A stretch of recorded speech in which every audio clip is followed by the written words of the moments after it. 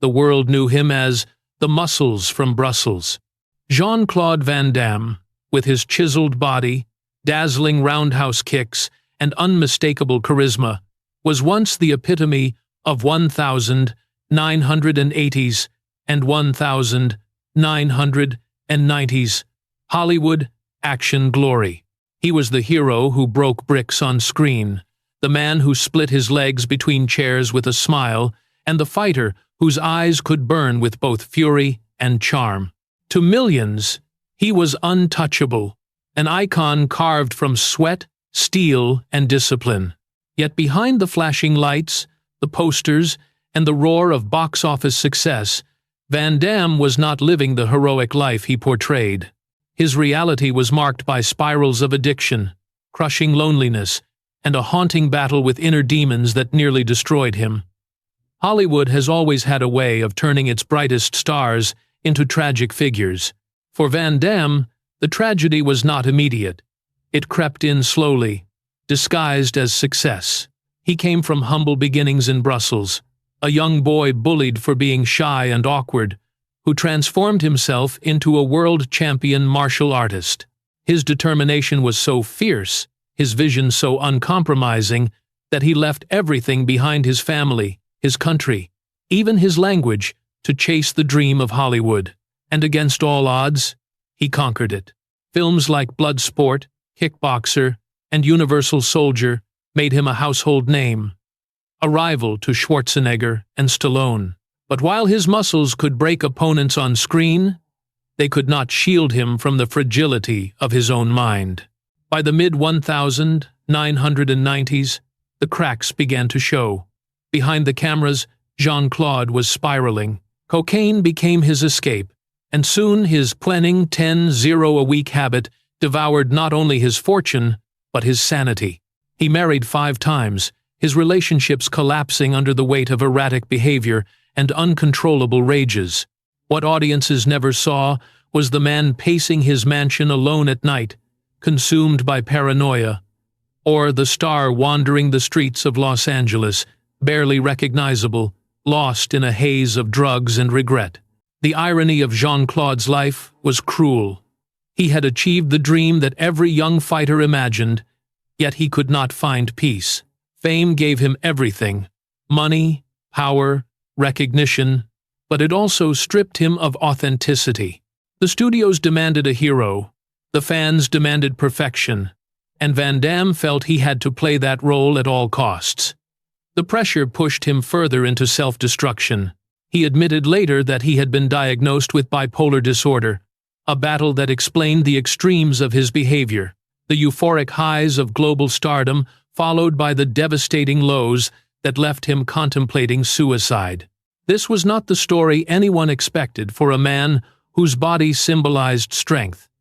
His life became a paradox, the action hero who could defeat armies on screen but could not defeat the shadows inside his own mind. And as Hollywood moved on, embracing new faces and new genres, Van Damme was left behind. Once adored by millions, he became a cautionary tale, whispered in studios and tabloids, another fallen star, another life, consumed by the machine of fame. But the real heartbreak was more intimate. It was not simply about a career lost or fortune squandered. It was about a man who desperately wanted love, belonging, and peace, but could never quite hold on to them.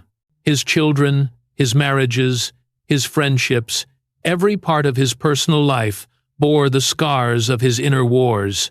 In later interviews, Van Damme would choke back tears when speaking of the pain he caused those closest to him. His tragic life was not only about what fame took from him, but about what he himself could not stop destroying. As we peel back the layers of Jean-Claude Van Damme's story, we find not just the fighter who dazzled audiences, but the man who lived in constant battle with himself. This is not simply the rise and fall of a Hollywood star. It is the heartbreaking chronicle of a warrior whose greatest enemy was never on the screen, but within his own heart. And that is where our journey begins. Before the fame, before the Hollywood lights, before the world knew him as the muscles from Brussels. Jean-Claude Van Damme was just a timid boy named Jean-Claude Camille François van Varenberg. Born in 1960 in St. Agatha-Berchem, a quiet suburb of Brussels, he was not the confident warrior he would later play on screen. He was fragile, shy, and often ridiculed by his peers. Children teased him for his thin frame, his gentle demeanor, and his awkwardness. School was not a sanctuary, but a battlefield of humiliation. In those early years, Jean-Claude felt like an outsider, invisible to the world. His father, Eugene, owned a flower shop and wanted stability for his son. But young Jean-Claude was restless. He found little joy in academics. His mind was somewhere else, searching for a way to prove himself. His mother, Eliana, worried about her boy's sensitivity, his tendency to retreat into himself. Then, one day, a door opened. At the age of 11, his father enrolled him in a local Shotokan karate school. That decision would change everything. Karate became Jean-Claude's salvation. For the first time, the boy who had felt powerless discovered strength within his body. Hours of disciplined training transformed his posture, his confidence, his very sense of self. By the time he reached adolescence, the shy child was gone, replaced by a determined young martial artist. He earned his black belt at 18, a symbol not only of physical mastery, but of resilience. Martial arts gave him something school never could: respect. But Van Damme was not content with just being good. He wanted to be the best. He competed in semi-contact karate tournaments across Europe, winning national championships and proving himself against seasoned fighters. He also discovered bodybuilding, sculpting his body into a temple of symmetry and strength. He even won the title of Mr. Belgium in a bodybuilding competition. To the outside world, he was becoming unstoppable. Yet inside, Jean-Claude was already wrestling with the hunger that would define his life, of the hunger for more. Brussels could not contain his ambition. While he was gaining recognition in European martial arts circles, Jean-Claude dreamed of something bigger: cinema. He idolized Bruce Lee, whose blend of martial arts and charisma had electrified the world. Lee was not just a fighter, he was a cultural force. Van Damme looked at him and thought, "Why not me?" The dream was outrageous for a young Belgian with broken English and no Hollywood connections. But Jean-Claude believed in destiny. In 1982, he made the boldest decision of his life. He packed his bags, kissed his family goodbye, and boarded a plane to Los Angeles. He had no money, no safety net, and barely spoke the language. All he had was his body, his discipline, and an unshakable belief that he could succeed where others failed. Hollywood, however, was merciless. The city of dreams quickly revealed itself as the city of despair. Jean-Claude worked as a carpet layer, a taxi driver, even a pizza delivery man. He took odd jobs just to survive, sometimes sleeping in his car when rent money ran out. For a time, he washed dishes in a restaurant, where he barely understood the orders shouted at him in English. To casting directors, he was just another foreigner with an accent too thick, a dream too naive. Yet he refused to give up. He trained relentlessly, running along the streets of Los Angeles, practicing splits in the corner of his small apartment, shadowboxing in front of mirrors. He haunted gyms and martial arts studios, offering to demonstrate his skills for anyone who would watch. His charisma was undeniable. Even when people didn't understand his words, they felt his energy. There is one story, half legend, half truth, that captures his determination. Spotting producer Menahem Golan of Canon Films outside a restaurant, Jean-Claude allegedly performed a spontaneous 360-degree kick just inches from Golan's face, stopping perfectly short of contact. The audacity stunned the producer. Whether the story has been embellished over time, one fact remains. His first real break came in 1988 with Bloodsport, a low-budget martial arts film based on the allegedly true story of fighter Frank Dux. The movie had little marketing, little star power, and seemed destined for obscurity. But Van Damme's screen presence was electric.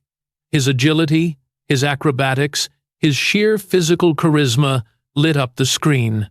Audiences were captivated, and the film became a surprise hit, grossing over 50 million worldwide.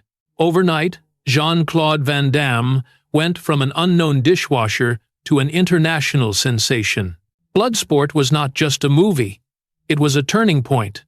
Hollywood suddenly saw him as the next action star. Studios lined up projects, and soon Van Damme was headlining films like Kickboxer, Cyborg, and Double Impact. His trademark splits, his spinning kicks, and his boyish grin became his brand. By the early 1990s, he was standing shoulder to shoulder with Arnold Schwarzenegger and Sylvester Stallone. The boy who had once been bullied in Brussels was now a millionaire, adored by millions. Yet, success came with its own shadows. Hollywood, while giving him fame, also gave him temptations he had never faced before, temptations that would one day undo him. Money flowed endlessly, parties stretched into the early mornings, and cocaine became both his fuel and his prison. The fragile boy who had once found strength in karate was now a man who struggled to control the chaos, fame unleashed. Looking back, Van Damme often described those years as a blur, a time when he felt invincible, but also deeply lost. "I was living the dream," he once admitted, "but inside, I was not happy. I was running away from myself." In the glow of Hollywood, Jean-Claude Van Damme appeared unstoppable. But the seeds of tragedy were already being planted. His childhood had taught him to fight against weakness, but it had not taught him how to fight against loneliness, addiction, and the crushing expectations of global stardom. This was the beginning of his empire and the beginning of his downfall. By the early 1990s, Jean-Claude Van Damme was no longer the outsider hustling for scraps in Hollywood. He was one of its brightest stars. His films consistently turned profits, his image was plastered across VHS covers, in every video rental store, and his unique brand of martial arts acrobatics had captivated audiences worldwide. Van Damme had done what few believed possible. He had broken into the closed circle of action, heroes dominated by American giants like Schwarzenegger, Stallone, and Bruce Willis. But unlike them, Van Damme brought something different. An elegance, a fluidity, a sense of artistry in motion. Movies like Kickboxer, 1989, and Lionheart, 1990, cemented him as the underdog-turned-hero archetype. Fans connected with him not only because of his physicality, but because he seemed more human, more vulnerable than his rivals. Where Schwarzenegger played the indestructible machine, and Stallone, the gritty survivor, Van Damme played the man who could be hurt, who could bleed, but who always fought back. His trademark splits, his slow-motion kicks, his emotional intensity, they became hallmarks of his style. The 1992 release of Universal Soldier opposite Dolph Lundgren was his ultimate breakthrough. With a budget of $23 million, it was his first major studio-backed blockbuster. It grossed over $100 million worldwide, launching Van Damme into the stratosphere of action stardom. For the first time, he wasn't just a video rental success. He was a global box office draw. Studios recognized his bankability, and his paycheck skyrocketed to $7 million per film. Yet, the higher he climbed, the shakier the ground beneath him became. Fame was a double-edged sword. The boy from Brussels, who had once lived on pizza deliveries, was now attending Hollywood parties filled with excess. Cocaine became his constant companion. By his own admission, at the height of his addiction, he was spending as much as $10 a week on drugs. What had once been an escape quickly became a cage. His moods swung violently, his paranoia grew, and relationships around him collapsed. Van Damme's personal life mirrored the chaos of his professional rise. He married 5 times, 3 times to the same woman, former bodybuilder Gladys Portuguese. His marriages unraveled under the weight of infidelity, drug use, and unpredictable behavior. In interviews, his ex-wives described him as both charming and destructive. A man capable of tenderness one moment and terrifying rage the next. His family life, already fragile, became a battlefield scarred by mistrust and regret. Still, Hollywood kept calling. Films like Hard Target, 1993, directed by action maestro John Woo, and Timecop, 1994, his highest-grossing film ever, solidified his place in cinema history. Timecop alone brought in over $100 million worldwide, proving that Van Damme could carry a major sci-fi action hit. For a fleeting moment, it seemed like nothing could stop him. He was on par with his idols, even surpassing them in certain markets. But cracks were forming. Behind the scenes, Van Damme developed a reputation for being difficult to work with. He demanded creative control, fought with producers, and often showed up late or not at all due to his drug binges. Rumors spread of erratic behavior on set, and the studios grew wary.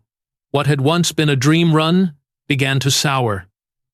The mid-1990s marked the turning point. While Street Fighter 1994 gave him another high-profile role, it also exposed the instability that had begun consuming him.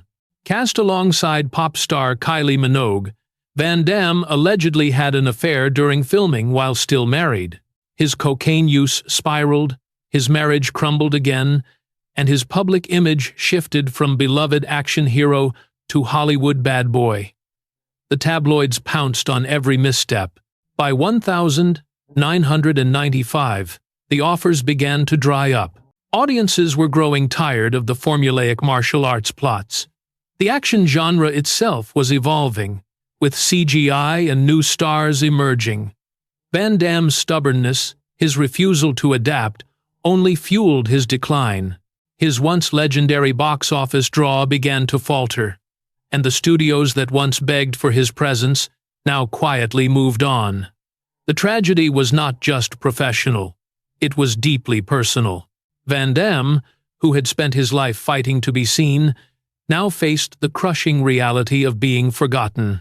He admitted years later that during this time he was diagnosed with bipolar disorder, though he refused medication for years, fearing it would dull his creativity. The diagnosis explained much: the euphoric highs, the impulsive decisions, the devastating lows that left him suicidal. In one haunting confession, Van Damme admitted that at his darkest point, he considered ending his life. Alone in his Los Angeles mansion, surrounded by wealth yet consumed by emptiness, he stared into the abyss. The muscles, the fame, the money, none of it could save him from the torment of his own mind. "I wanted to die," he later recalled.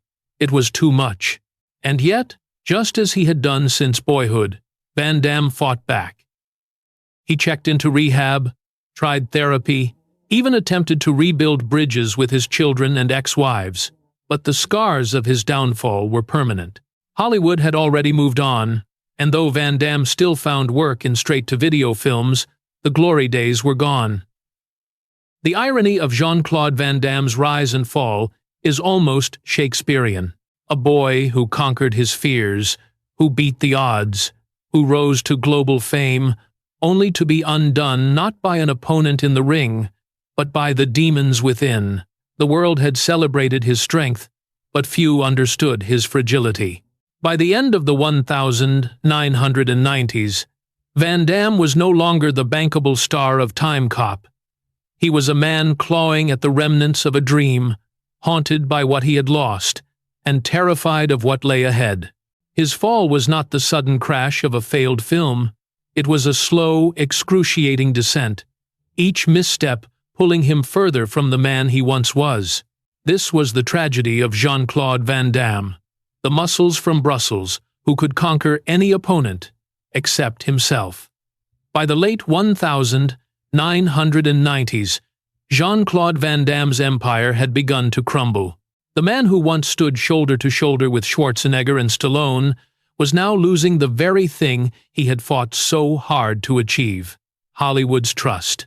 The action genre itself was changing, with audiences flocking to slick new franchises like The Matrix and Mission Impossible. Jean-Claude's once revolutionary high kicks and slow-motion splits looked dated in a world of CGI-driven spectacles. But the problem was not just external.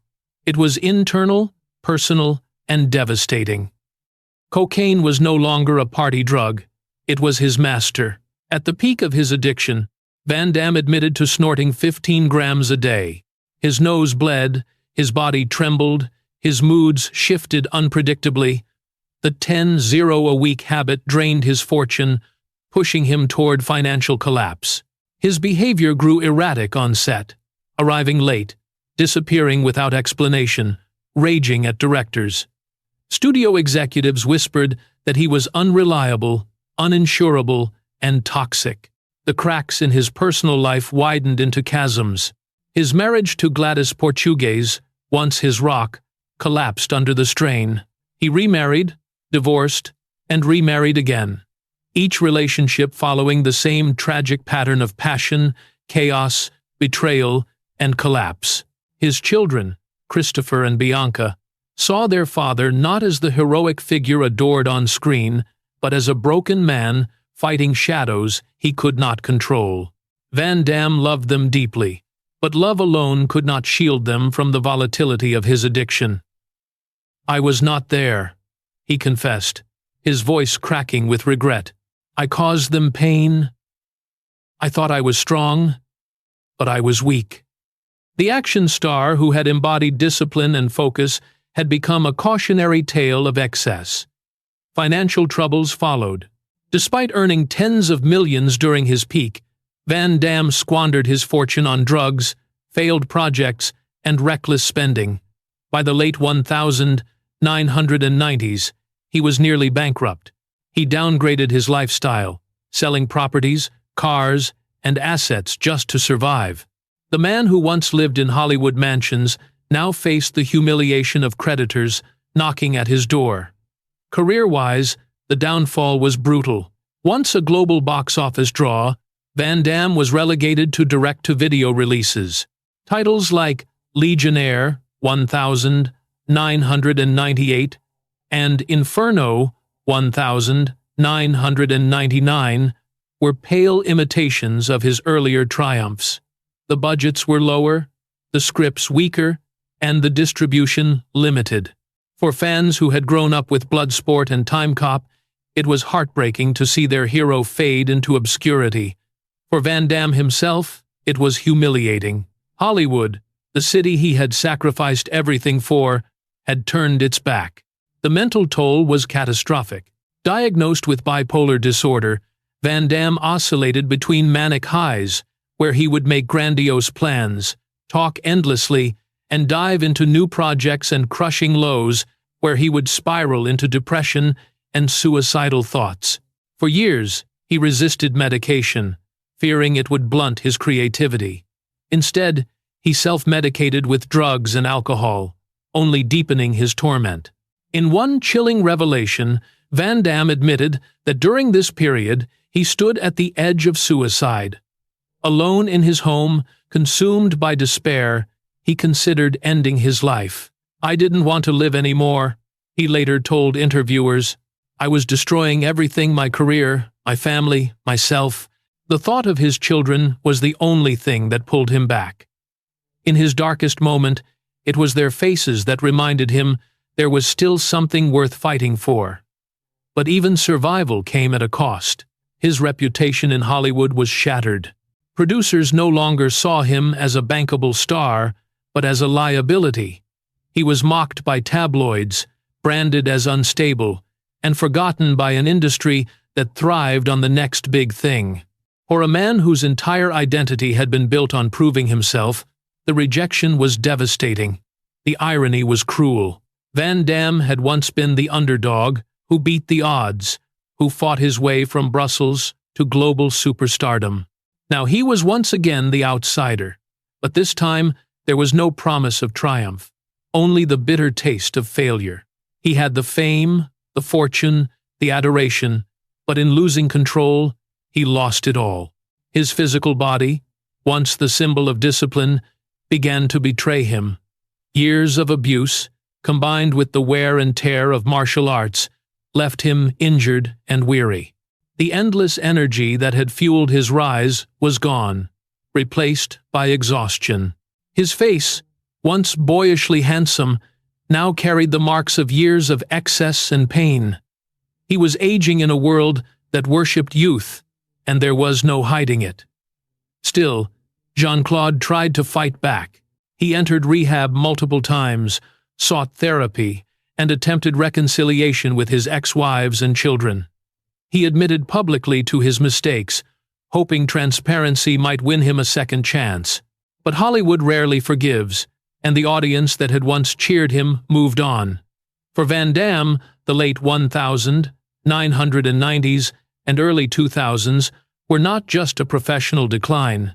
They were a personal collapse. He was no longer the invincible warrior on the screen, but a man stripped bare, vulnerable, and scarred. The tragic irony was that he had built a career on playing heroes who overcame impossible odds. Yet in his real life, the odds seemed too overwhelming. By the turn of the millennium, Jean-Claude Van Damme was a ghost of his former self. The boy from Brussels, who had once dreamed of conquering Hollywood, had indeed done so, but the price had been too high. He had lost money, love, reputation, and nearly his life. His story had become a modern tragedy, a reminder that the brightest lights often cast the darkest shadows, and yet, somewhere beneath the ruins, a flicker of hope remained. A part of Van Damme still believed he could rise again, not to reclaim his former glory, but to find peace with himself. But that journey, like everything in his life, would be fraught with pain, struggle, and heartbreak. The dawn of the new millennium should have been a chance for Jean-Claude Van Damme to reinvent himself, to leave behind the ghosts of the 1990s and reclaim his throne. But for a man who had burned so many bridges, the road to redemption was uphill, lonely, and cruelly unforgiving. Hollywood had moved on to new heroes: Keanu Reeves in The Matrix, Hugh Jackman as Wolverine, and Matt Damon redefining action with The Bourne Identity. Jean-Claude, once a household name, was now regarded as a relic of the past. A cautionary tale whispered in boardrooms, "Don't let this happen to our star." Yet Van Damme refused to disappear. If he could not conquer the system, he would carve out a space for himself on the margins. The early 2000s saw him return in a string of low-budget, direct-to-video films. Titles like Replicant, 2001, Derailed, 2002, and In Hell, 2003, kept his name alive, though far from the glory of his heyday. Critics dismissed most of these efforts, but attentive fans noticed something different. Beneath the tired formulas, Van Damme's performances carried an unusual rawness, as if he were no longer playing characters but bearing fragments of himself. The transformation reached its peak in 2008, with the release of JCVD, a metafilm in which Van Damme played a fictionalized version of himself, a washed-up star, broke, desperate, and caught in a bank robbery. Directed by Mabrouk El Mekri, the movie was unlike anything he had done before. Gone were the splits, the slow-motion kicks, the Hollywood bravado. Instead, audiences saw a man stripped of illusions, vulnerable, weary, and achingly human. There is a moment in JCVD that remains seared in cinematic memory. A 6-minute unbroken monologue where Van Damme, looking directly into the camera, confesses his failures. He speaks of drugs, of losing his family, of the pain of being forgotten. His eyes well with tears, his voice trembles, and for the first time, audiences saw Jean-Claude not as a character, but as a man. It was not performance, it was confession. Critics hailed it as a revelation.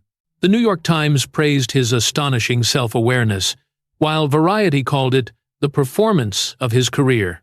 Suddenly, the world realized that the action star known for his kicks also possessed a wounded soul, capable of profound vulnerability. But even with critical acclaim, redemption proved elusive. Hollywood's machine thrives on profit, not sincerity, and JCVD, despite glowing reviews, made only a modest impact at the box office. It did not spark the career revival he hoped for. Instead, it became a cult classic, adored by cinephiles and hardcore fans, but largely ignored by mainstream audiences. For Van Damme, it was bittersweet validation that he could act, yet confirmation that his days as a marquee star were over. Financial struggles continued.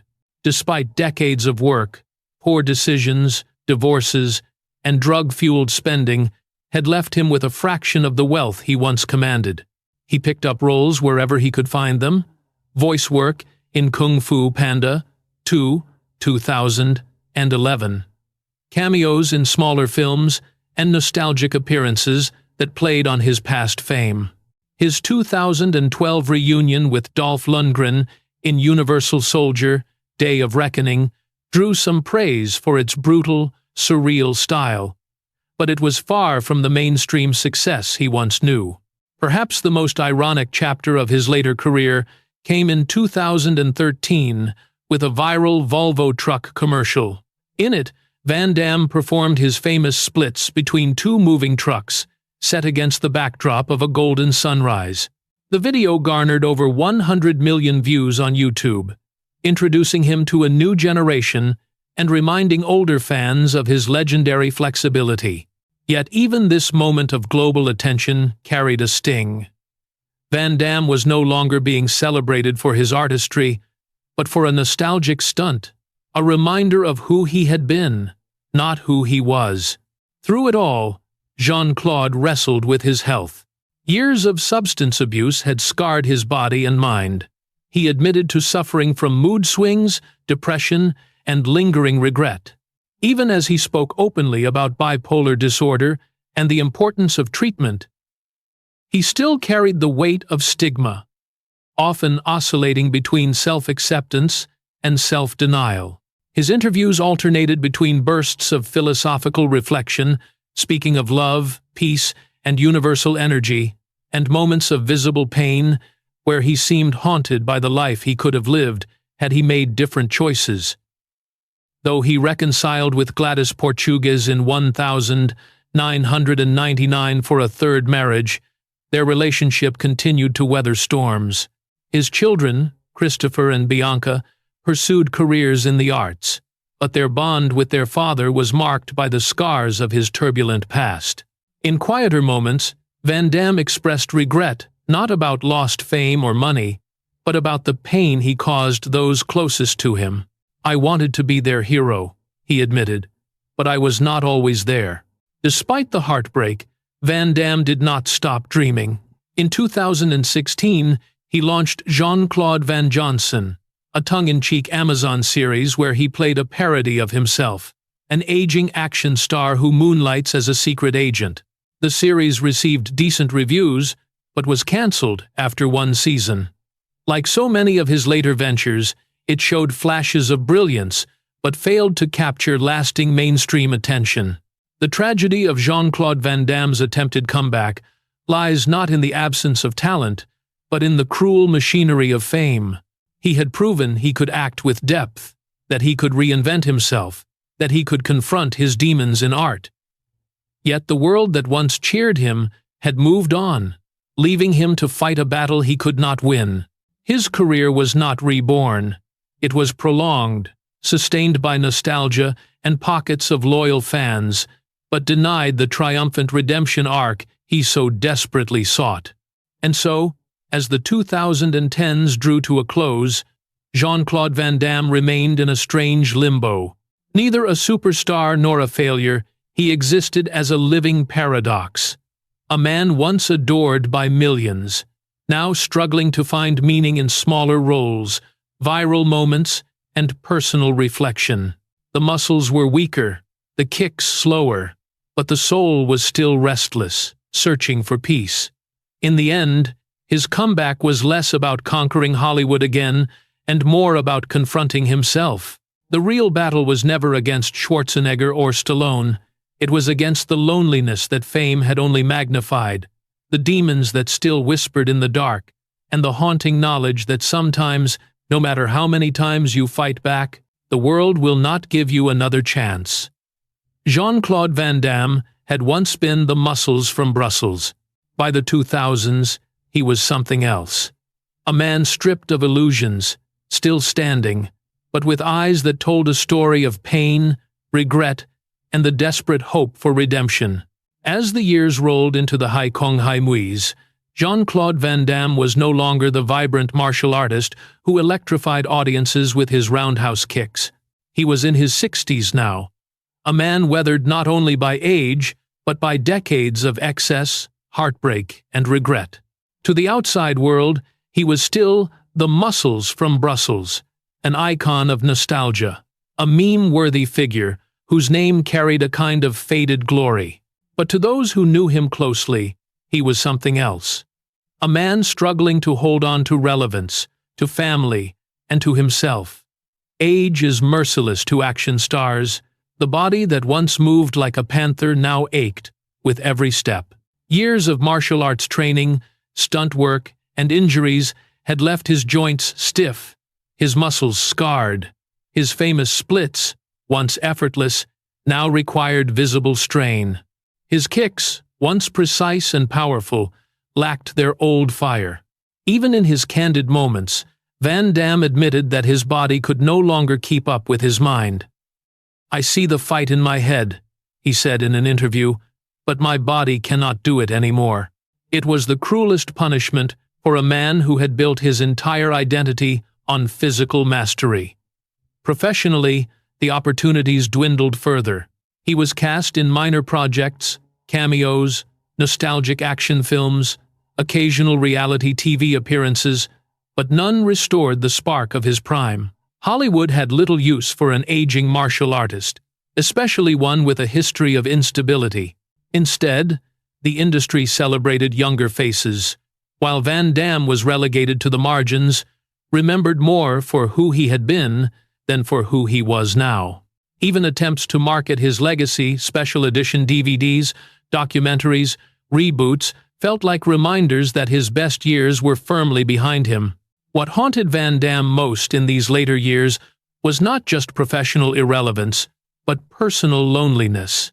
Despite reconciling again with Gladys Portuguese, their relationship was marked by distance and tension. His children had grown into adults, pursuing their own careers, their own lives. They loved their father, but the wounds of the past, his absences, his volatility, could not simply be erased. Family gatherings were polite, but rarely warm. In his quieter moments, Jean-Claude admitted that the hardest battles were not fought on screen, but at the dinner table, trying to reconnect with those he had once lost. His health, too, cast shadows. Years of drug abuse and untreated bipolar disorder left scars not visible on posters or movie stills. He spoke openly about depression, about nights where he could not sleep, where he felt trapped in a cage of his own making. In some interviews, he rambled with bursts of philosophical musings on energy, the universe, and love, while in others, he looked hollow, as if carrying the weight of invisible chains. His honesty endeared him to some, but to many, it revealed a man still unsettled, still fragile, even after decades of fighting. The cruelest irony of Van Damme's later years was how the world remembered him. For a younger generation, he was not the star of Bloodsport or Timecop, but a figure of parody, a meme of splits, a relic of 1990s culture. Viral clips, jokes, and online compilations reduced his legacy to spectacle. While he laughed along at times, the truth was painful. He wanted to be remembered as more than a stunt, more than a punchline. He had bared his soul in JCVD, he had spoken of his demons, yet the world seemed to remember only his kicks. Still, Van Damme searched for meaning. He retreated into spirituality, practicing meditation, speaking of energy fields and the healing power of love. He often expressed regret about his past, about the pain he caused his family, about the bridges he burned. "I wanted to be loved by the whole world," he admitted, "but I forgot to love myself." It was the closest thing to a confession of his life's tragedy, that in chasing fame, he had lost the very peace he sought. As his fame dimmed, so too did his financial security. Though not destitute, he lived modestly compared to his glory days. The mansions and luxury cars were gone, replaced by quieter homes in Europe and occasional stints in Los Angeles. He was not broke, but neither was he wealthy by Hollywood standards. His lifestyle reflected a man who had lived large, burned fast, and was now left with the remnants of what once was. In his rare public appearances, fans noticed the change. The sparkle in his eyes was dimmer, his movements slower, his laughter tinged with melancholy. He still smiled, still posed for pictures, still gave interviews. But beneath it all was an unshakable sense of sadness. Jean-Claude Van Damme, the man who had once embodied strength, had become the embodiment of fragility. Perhaps the most heartbreaking part of his later life was the looming sense of mortality. Van Damme spoke often about death, about the inevitability of time, about the fear of being forgotten. He did not crave more movies or more fame. He craved peace, understanding, and forgiveness. "When I die," he once said softly, "I just want people to know that I tried." The tragic ending of Jean-Claude Van Damme's life is not marked by a single dramatic fall, but by a slow, painful fading away. Unlike the explosive battles of his movies, his real decline came quietly, with age, with regret, with the cruel passage of time. It is the story of a man who once stood at the top of the world, only to find himself alone at the bottom, haunted by what could have been. And yet, even in his decline, there remains something undeniably human about his story. Jean-Claude Van Damme was never the invincible hero he played on screen. He was a flawed man, vulnerable, impulsive, and scarred. But in that imperfection lies his tragic beauty. He reminds us that behind every legend is a human being, fighting battles we cannot see, struggling with demons we cannot understand. The muscles may have weakened, the fame may have faded, but the tragedy of Jean-Claude Van Damme lives on, not in his films, but in the man who dared to dream, who dared to fight, and who, in the end, could not escape the weight of being human. The story of Jean-Claude Van Damme does not end with a grand finale, a blockbuster redemption, or a Hollywood resurrection. Instead, it lingers in a space between memory and melancholy, between what was and what could have been. His life, in many ways, is a paradox. He reached the highest peaks of fame, yet fell into the deepest valleys of despair. He was admired worldwide, yet often felt unloved. He was a symbol of strength, yet in reality, he was fragile. His legacy is therefore not simple. It is complicated, tragic, and achingly human. For fans who grew up in the 1980s and 1990s, Van Damme remains a hero. Bloodsport, Kickboxer, Universal Soldier, Timecop. These films defined an era of action cinema. They were not just movies. They were rites of passage for a generation that dreamed of courage, discipline, and victory against impossible odds. For young boys in gyms, for martial artists training in dusty studios, for dreamers who felt small in a world too big, Van Damme was proof that determination could turn weakness into power. Even now, his films continue to inspire, replayed on streaming platforms, shared in nostalgic montages, quoted by fans who remember when his name commanded screens across the globe. But for those who look deeper, his legacy is shadowed by the man behind the muscles. His struggles with addiction, bipolar disorder, and broken relationships tell a darker story. The story of what happens when ambition collides with fragility.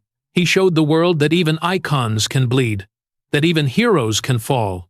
In this way, Van Damme's tragedy carries its own kind of inspiration.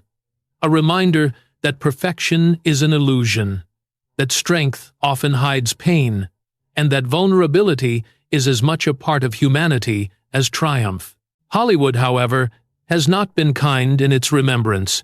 Unlike Schwarzenegger, who transitioned into politics, or Stallone, who found longevity in franchises like Rocky and The Expendables, Van Damme never found a second act. His fame did not evolve. It faded. He became a footnote, a figure often mentioned with nostalgia rather than respect. The industry that once cheered him moved on, and in that silence lies one of the cruelest truths of fame. It is fleeting, and it rarely forgives. Yet Jean-Claude himself, in his later years, seemed to accept this. He no longer chased the dream of being number one. Instead, he sought meaning in smaller things: family, spirituality, reflection. He spoke of love as the most important force in the universe, of peace as the ultimate victory. His words often drifted into philosophy, sometimes rambling, sometimes profound, but always tinged with the voice of a man who had lived through storms and now longed for calm waters. In rare interviews, he admitted that what he wanted most was not another hit movie, but forgiveness from his family, from his children, from himself. He wanted them to know that beneath the chaos, he had always loved them, that his failures were not a lack of care, but the scars of battles he never knew how to win. In this, Van Damme revealed the heart of his tragedy. Not that he lost Hollywood, but that he lost time. Time with those who mattered most. Time he could never get back. His legacy, then, exists in two parts. On the screen, he is immortal, the muscles from Brussels, the man who brought martial arts to Hollywood, who gave the world unforgettable fights, unforgettable kicks, unforgettable moments of glory. Off the screen, he is a cautionary tale, the star undone by excess, the hero haunted by demons, the man who discovered too late that fame cannot fill the emptiness within. And so we are left with the haunting question: did Jean-Claude Van Damme ever truly find peace? The answer is as complex as the man himself. In some moments, yes, when he spoke of meditation, when he laughed with his children, when he shared philosophy about life and energy, there was a sense of calm, a flicker of serenity. But in other moments, the loneliness, the regret, the trembling voice in interviews, there was only sadness, only the echo of battles unfinished.